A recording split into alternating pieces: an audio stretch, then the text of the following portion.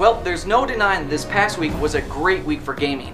While many gamers were split trying to decide whether they should spend their hard-earned dollar buying Portal 2 or on NetherRealm and Warner Brothers' latest reboot to the classic fighter Mortal Kombat, I was lucky enough to be able to play through both of them.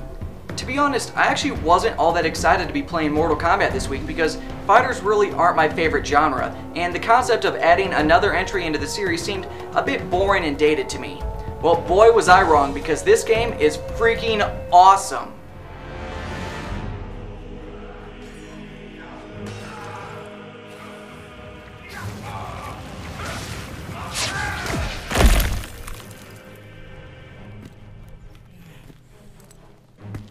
Where are the Elder Gods, Raiden? Mortal Kombat 9 reboots the series by telling us an altered story of the first 3 Mortal Kombat games. Recall that the basis of this plot is that Shao Kahn is trying to merge Outworld with Earthrealm by holding a tournament sanctioned by the Elder Gods called Mortal Kombat. Significant emphasis was clearly placed on the story, which I for one really appreciate. The last fighter I played, Marvel vs. Capcom 3, had no story at all, so to me, NetherRealm not only one-upped their competition, they beat the crap out of them, dug a hole, and buried them in 16 chapters and 7 hours of classic cheesy Mortal Kombat greatness. The story mode features a seamless integration between cutscenes and fighting, which I found to be really neat, but for that same reason, the game doesn't feature pre-rendered cutscenes, so they don't look as good as they probably could. I played the Xbox 360 version for roughly 12 hours and didn't experience a single screen tear or a hiccup in frame drops, which is wonderful considering how beautiful the graphics are. The Unreal Engine 3 can truly provide some highly detailed 3D environments while keeping the wonderfully rendered character models fixed in 2D space. The Xbox 360 version comes packaged with 27 characters, 2 of which are unlockable in the story mode, and the PS3 adds a playable Kratos to the mix. The characters all play very differently from one another, so there's certain to be a playstyle that suits every gamer. In the story mode, you'll play as 16 different characters, and you'll learn why each of them are fighting and what their backstories are. I found it particularly interesting to learn how the characters each received their alternate costumes, like how Jax got his metal arms and how the cyborgs were created. I played the game with an arcade fight stick and just had a blast, as the controls are completely customizable to your liking. By stringing together basic attacks, each character has a series of unique special moves that are all extremely easy to execute. This leads to a slower, more focused combat as opposed to the button mashing I ended up utilizing with Marvel vs. Capcom 3.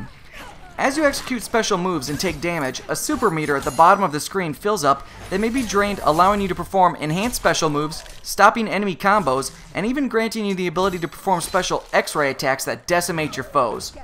Overall, I found the game to be quite accessible, even to newcomers. There are 5 difficulty settings that ensure any gamer should be able to enjoy themselves with this bad boy.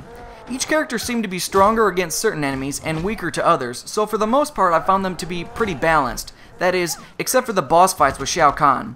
He's way overpowered with tons of health, and he just spams the hell out of his uber powerful moves.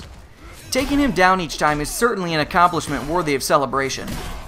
Beyond the story mode, Mortal Kombat supports up to 4 players locally, allowing you to have 1v1 and 2v2 co-op tag and versus matches. The arcade ladder mode puts you and your selected character in a tournament consisting of 10 random matches, ending with Shang Tsung, Gordo, and Shao Kahn. Defeating Kahn will award you with a unique cartoony ending for each character that gives information beyond what was told in the story mode. You can also fight in a tag ladder, where you'll select 2 characters and fight in a similar 10-round ladder.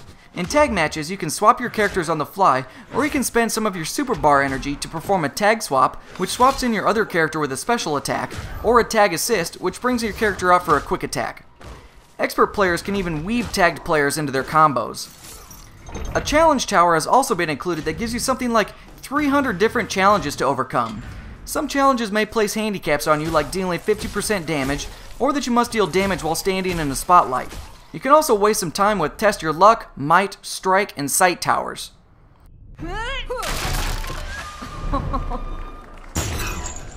There's just a ridiculous amount of content here, as everything you do rewards you with a form of currency that may be spent in the crypt to unlock alternate costumes, fatalities, combat codes, concept art, and music.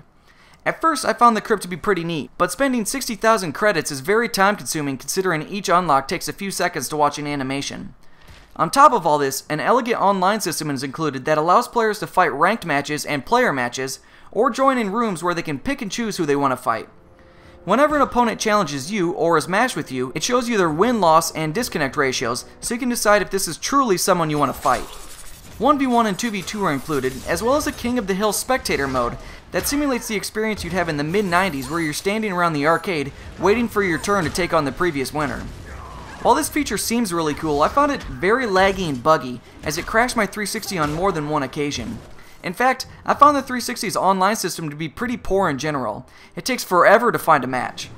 It seems the only way to get into games is to try your luck by manually challenging players in the rooms, and that's not something I'm particularly interested in doing myself. Overall, I had a hell of a week playing through Mortal Kombat. Not being a big fan of the fighting genre, I went into this depressed a bit thinking it wasn't going to be all that exciting, but I'm sure glad I did. Mortal Kombat may be just the game I needed to re-spark my interest in the genre and get me pumped up and excited to play more. While the online functionality is innovative, it didn't really work all that well most of the time, but really that's not a huge issue as the single player is so extensive. Unlike most fighters, you actually get a ton of content for your money here. Now, if you'll excuse me, I've got some fatalities to perform.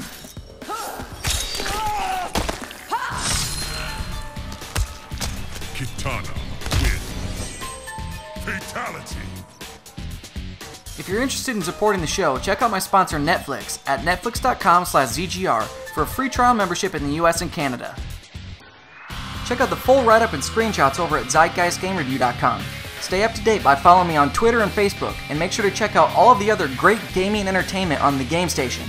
Don't forget to subscribe and press the thumbs up button. Thanks for watching.